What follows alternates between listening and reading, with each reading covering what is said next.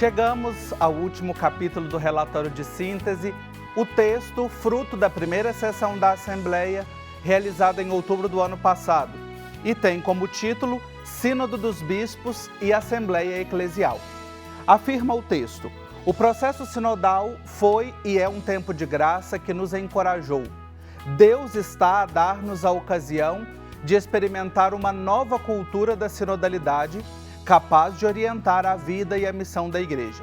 No entanto, foi recordado que não basta criar estruturas de corresponsabilidade se faltar a conversão pessoal a uma sinodalidade missionária.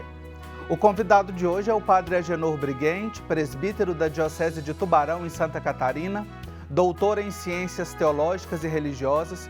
Ele foi perito na Conferência de Santo Domingo, de Aparecida, participou da primeira Assembleia Eclesial e também é membro da Comissão Teológica do Sínodo. Padre Agenor, uma alegria acolhê-lo aqui no nosso programa mais uma vez. Seja bem-vindo.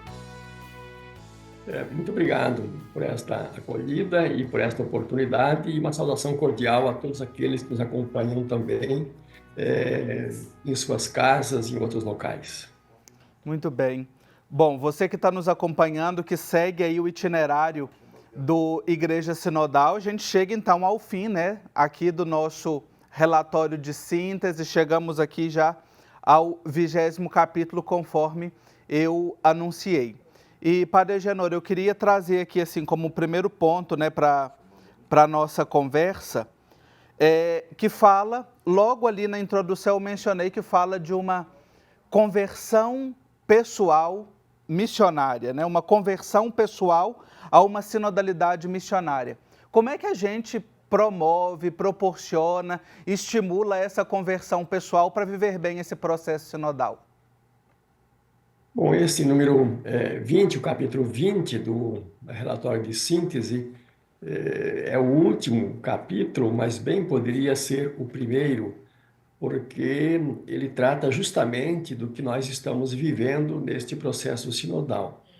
Estamos fazendo a passagem do sínodo dos bispos a um sínodo da Igreja. Isso é uma grande diferença. Não é? Porque não é? Os sínodos têm sido até então sínodo de bispos. Assim eles nasceram no Vaticano II e assim eles funcionaram durante todo esse tempo. E o Papa Francisco, na Episcopalis Communium, ele reformou a instituição do Sínodo dos Bispos.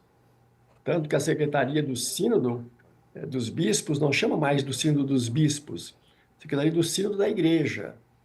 E, então, é uma mudança transubstancial deste organismo eclesial e que foi aplicada essa Constituição Episcopalis Communium no Sínodo da Amazônia. Então, foi o primeiro sínodo já nesse novo perfil. E agora, esse atual sínodo, ele também é o primeiro, portanto, nessa nova configuração. E de modo muito particular, não é? A grande mudança é que é o primeiro sínodo que se faz de baixo para cima, de maneira indutiva, em 3 etapas. Houve a etapa nas igrejas locais, em que se buscou envolver todas as comunidades eclesiais, através de um amplo processo de escuta. Depois tivemos a fase continental, aí os 5 continentes, não é? Mas na realidade também as igrejas orientais formaram, não é, uma assembleia própria, e a igreja da América Latina também, então foram 7 grandes assembleias continentais, e que depois desembocou na Assembleia Geral, né, em que se realizou já a primeira sessão, e vai haver uma segunda sessão, agora em outubro próximo. Então, não é, como a gente pode perceber, não é, isso implica uma grande mudança, não somente, não é, de estruturas, mas também de conversão, né, dos membros que dele, né, deste processo estão participando, desde os leigos, os religiosos, os presbíteros e, sobretudo, os bispos, porque eles são os mais desafiados com esse novo perfil de sínodo. Tanto que aqui no informe de síntese, nas questões a aprofundar, aqui colocam-se diversas perguntas, diversas dificuldades, não é, para assumir esse novo perfil de sínodo. E de maneira muito particular, a grande dificuldade está justamente, não é, numa mudança na cabeça, no modo de proceder dos bispos.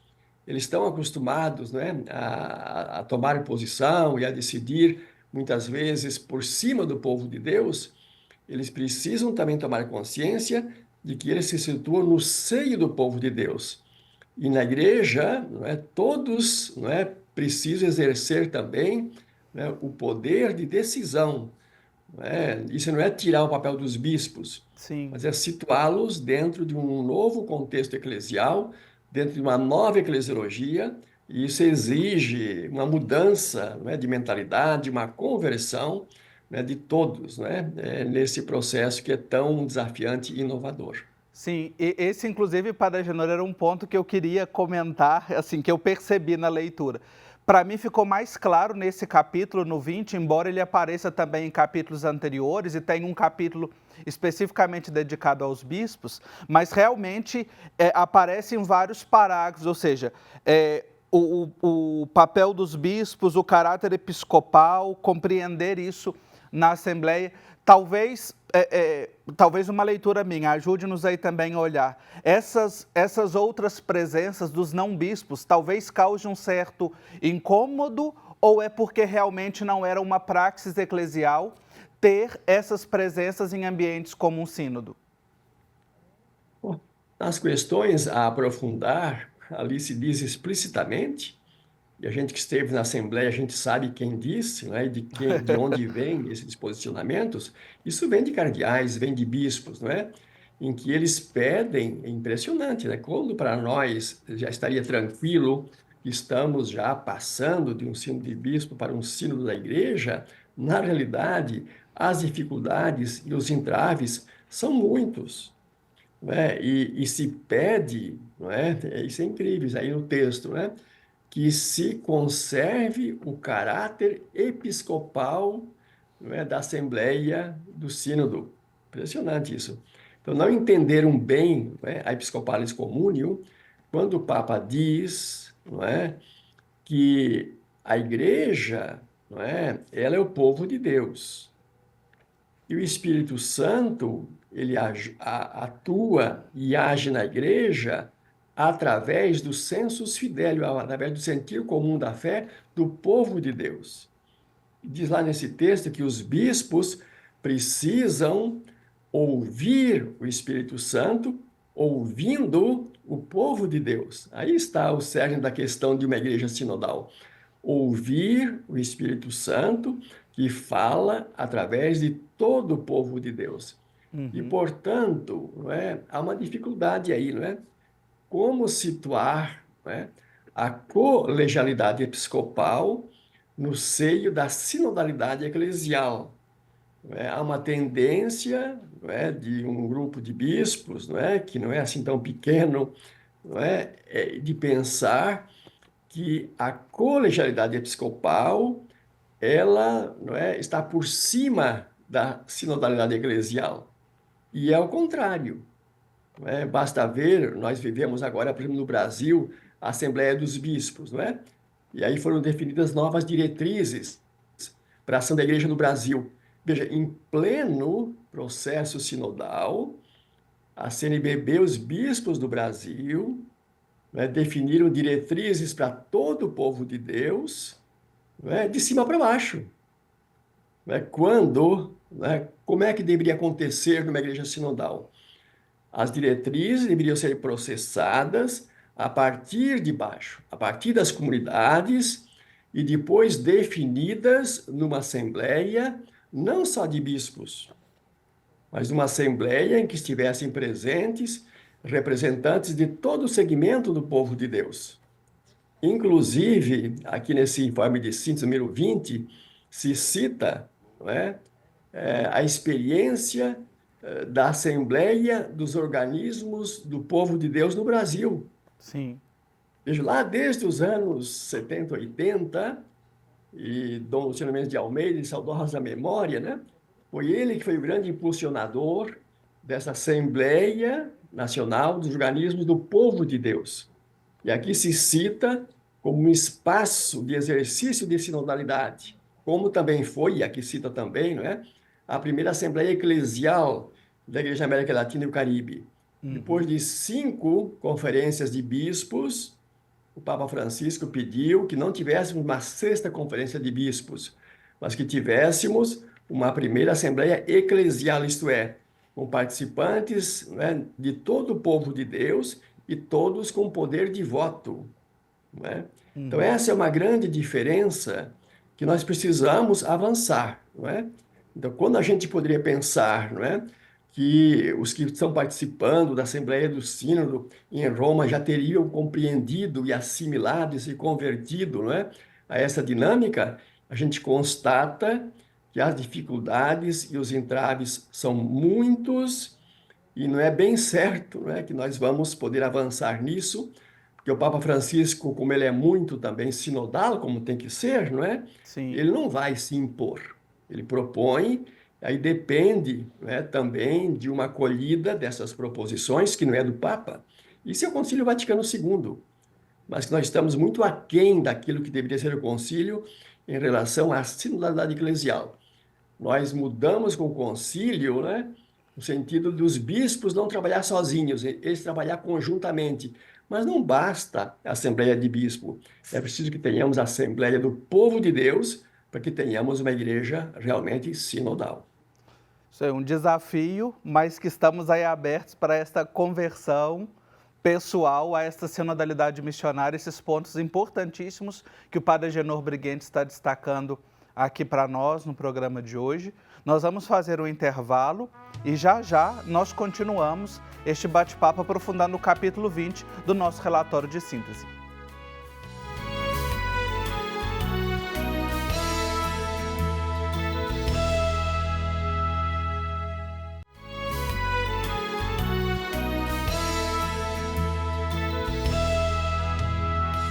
Estamos de volta aqui com o nosso programa. Convido você que quer acompanhar essas discussões. Estamos no capítulo 20, quer ver os 19 capítulos precedentes, acesse @Igreja Sinodal no YouTube e você pode rever todas as reflexões que nós fizemos em torno dos capítulos do nosso relatório de síntese. Hoje a gente está conversando com o Padre Agenor Briguente, teólogo, e que está muito envolvido, inclusive participando do processo, um dos teólogos que compõe a comissão dos teólogos do Sínodo.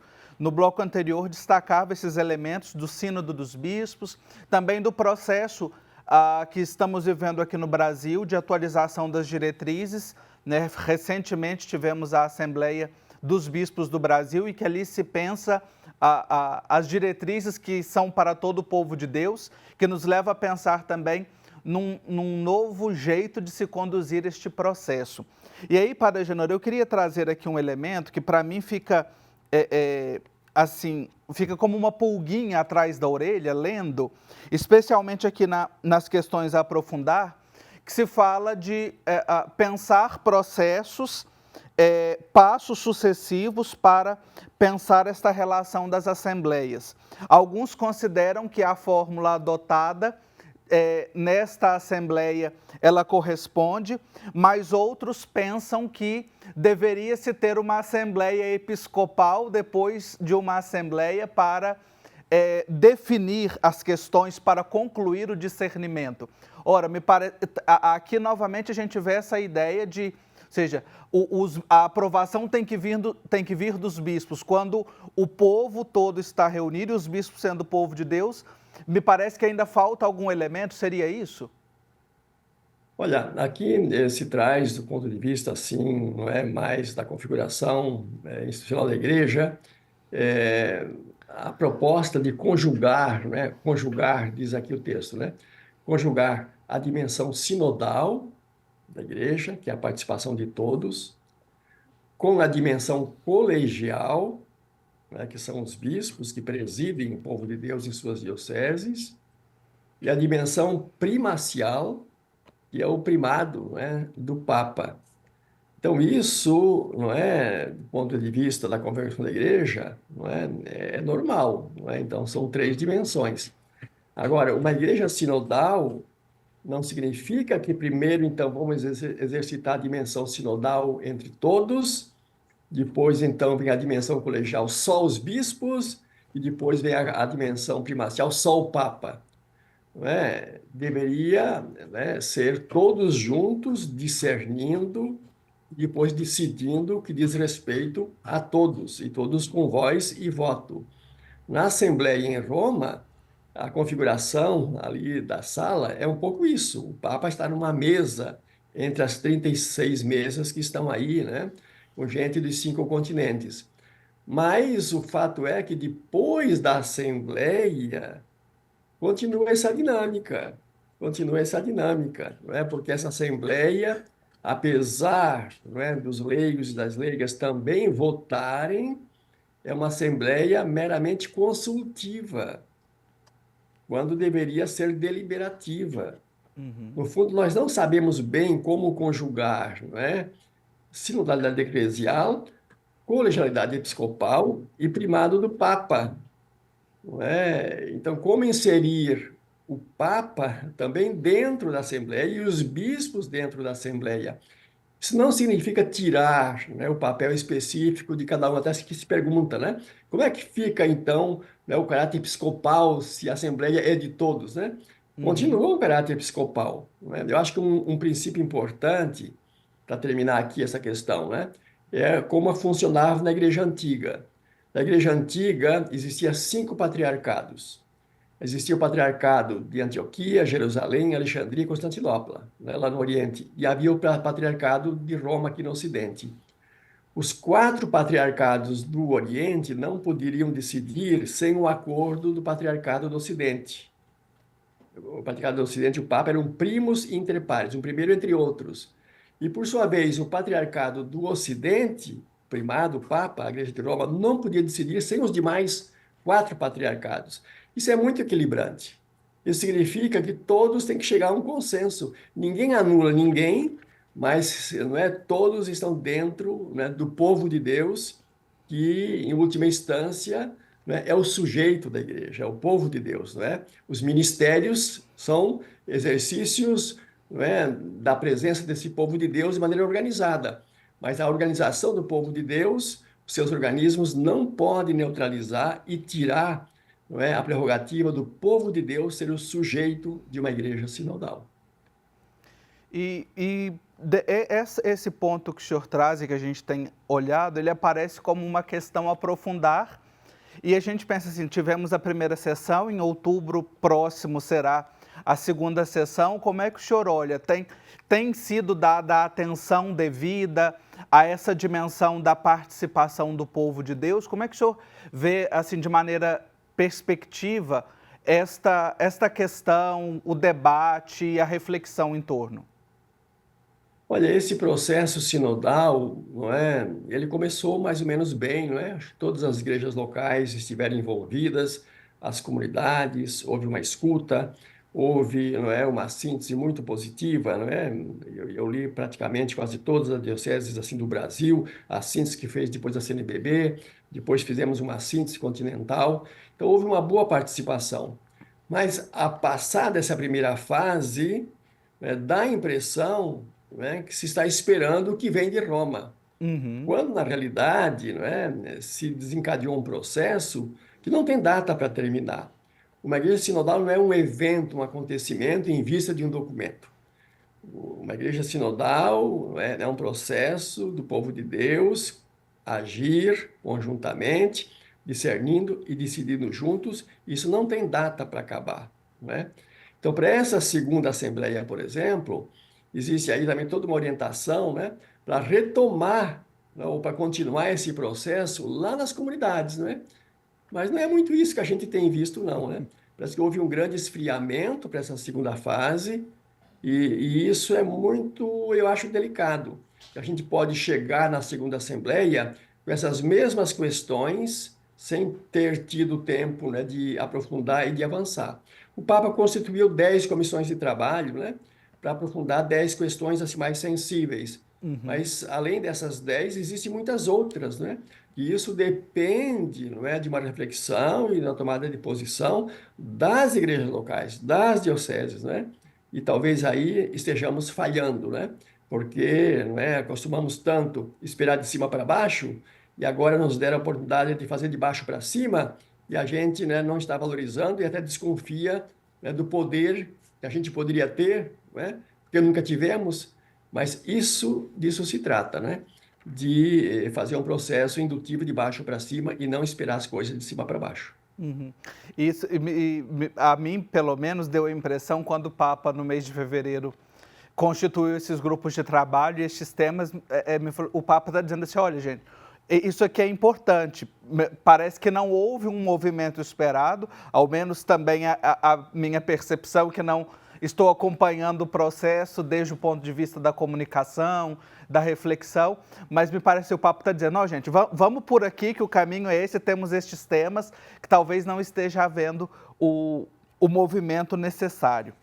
E aí eu queria trazer um último ponto aqui, Padre Agenor, para a gente concluir a nossa conversa, que aparece aqui assim, em 2 linhas, no final das questões a aprofundar, refletir a ação da internet e da comunicação social sobre os processos sinodais, né? Vem todo um capítulo falando sobre o sínodo dos bispos, também a Assembleia Eclesial, aparece ali instâncias de participação. Como é que a internet, a comunicação social de maneira geral, está influenciando, como é que o senhor olha também, enquanto teólogo, para este movimento comunicacional? É um instrumento, é um meio, não é? A comunicação social, as redes sociais, e ali, não é? Existe um espaço, não é? Que pode ampliar as possibilidades, né? De comunicação, de presença, de evangelização, embora seja um espaço também bastante ambíguo, não é? E bastante mal utilizado, e o mercado se apossou muito dele, e hoje faz grandes danos também, não é? Então, a igreja também tem que ter prudência, né? Mas fazer presença e fazer uma comunicação como ela tem que ser. E, nesse sentido, pode muito contribuir com o processo sinodal. Padre Agenor Brighenti, obrigado por nos ajudar a olhar para esse capítulo, né? Mais uma vez o senhor participa, contribui aqui com a gente no Igreja Sinodal, e obrigado também pelo ministério que o senhor exerce e também por contribuir em diversas instâncias aí neste processo. Muito obrigado a vocês pela oportunidade mais uma vez, né? Parabéns pelo trabalho, pela contribuição que vocês dão, e sempre na esperança, né? E empenhados em termos de uma igreja cada vez mais povo de Deus, uma igreja cada vez mais sinodal, uma igreja em que todos se sintam sujeitos no processo de discernimento e também nas tomadas de decisões. Amém, que assim seja. A gente segue aqui no nosso Igreja Sinodal com estas reflexões, e no próximo programa vamos fazer aí um olhar mais analítico para a terceira parte, olhar para todos esses capítulos que nós aprofundamos da terceira parte do nosso relatório. Eu espero você, que você tenha uma abençoada semana, e até o próximo programa.